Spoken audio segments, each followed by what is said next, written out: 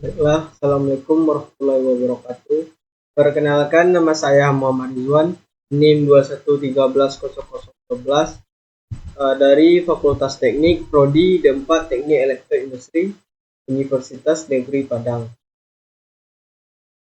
Baiklah, saya akan mempresentasikan hasil tokoh teknopreneur yang saya pilih, yaitu Steve Jobs.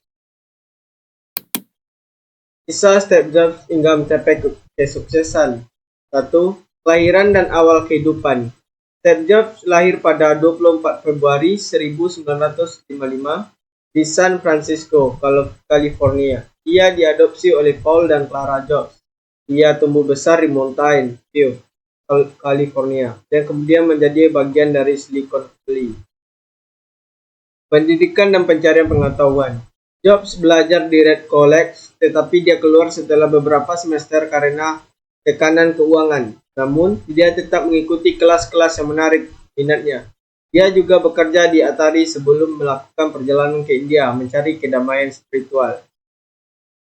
3. Pendirian Apple. Pada tahun 1976, Steve Jobs bersama dengan Steve Wozniak dan Ronald Wayne mendirikan Apple Computer Inc. di garasi orang tua Jobs. Mereka menciptakan komputer Apple I yang menjadi awal kesuksesan perusahaan. Sukses dengan Apple merilis komputer Apple II pada tahun 1977 yang menjadi produk sukses besar dalam sejarah perusahaan kesuksesan.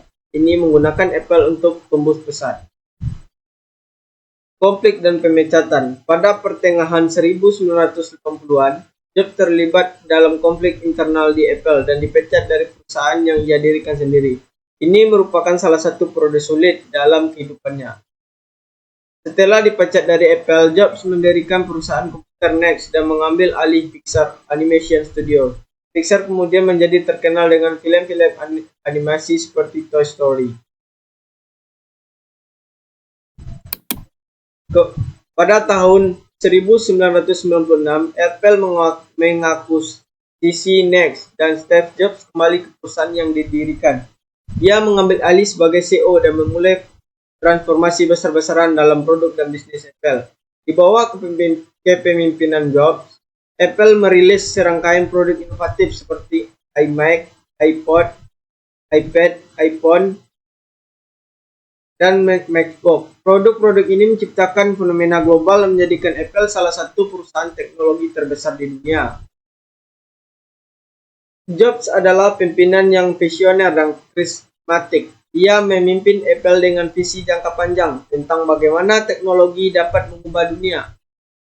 Steve Jobs meninggal dunia pada 5 Oktober 2011, namun warisannya sebagai salah satu teknopreneur paling sukses dan inovatif di dunia terus hidup. Produk-produk dan pandangan-pandangan terus menginspirasi orang-orang di seluruh dunia. Kisah Steve Jobs adalah contoh perjalanan dari awal yang sederhana hingga mencapai puncak kesuksesan dalam dunia bisnis teknologi dengan segala perjuangan, kegagalan, dan ketekunan yang menjadi bagian dari perjalanan Steve Jobs. Adapun analisa kenapa saya memilih Steve Jobs sebagai tokoh teknopreneur. Karena 1. Keberhasilan bisnis.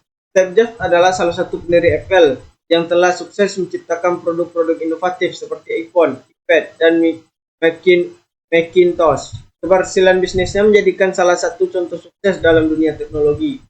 2. Ketekunan. Jobs menghadapi banyak tantangan selama karirnya, termasuk dipecat dari perusahaan yang dia dirikan sendiri. Namun, ia memiliki ketekunan dan dedikasi yang luar biasa untuk terus berinovasi dan berhasil. 3. Inovasi. Jobs dikenal sebagai sosok yang sangat inovatif. Ia berhasil menghadirkan produk-produk yang mengubah cara kita berinteraksi dengan teknologi, seperti perkenalan iPhone yang mengubah industri ponsel pintar. 4. Karisma dan presentasi. Keahliannya dalam presentasi dan kemampuan berbicara yang membuatnya menjadi sosok yang inspiratif dan karismatik, yang mampu memotivasi orang untuk mengikuti visinya. 5. Pengaruh pada industri. Kontribusi Jobs dalam mengembangkan industri teknologi sangat besar. Ia tidak hanya menciptakan produk, tetapi juga mempengaruhi desain, pengalaman pengguna, dan model bisnis di seluruh dunia.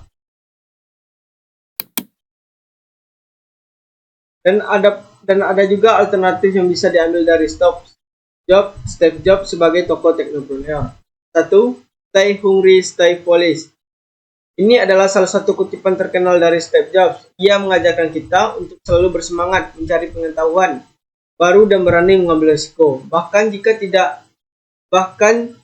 itu berarti kelihatan bodoh. 2. Fokus pada kualitas.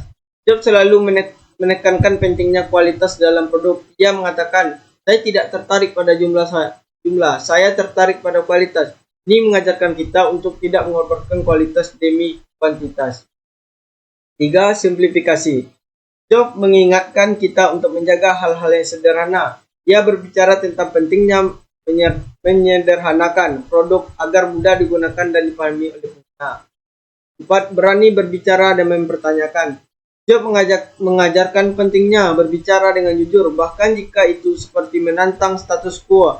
Ia sering memotivasi orang untuk memecahkan dinding dan tidak takut untuk bertanya.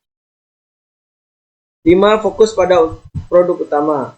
Jobs memegang prinsip bahwa perusahaan harus fokus pada produk intinya dan tidak terlalu bertebaran dalam berbagai bisnis yang tidak terkait.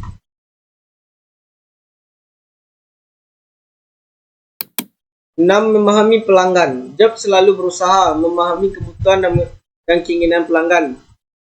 Ia mengatakan, Anda harus memulai dengan pelanggan dan bekerja mundur ke teknologi, bukan sebaliknya. 7. Beradaptasi dengan perubahan. Jobs mengingatkan bahwa bisnis harus mampu beradaptasi dengan perubahan pasar dan teknologi. Ia menyatakan Anda harus selalu tetap waspada dan siap untuk mengubah diri. 8. Kreativitas dan inovasi. Jobs mendorong kreativitas dan inovasi terus-menerus dalam produk dan perusahaan. Ia mengatakan berpikirlah berbeda. 9. Simpulkan semuanya.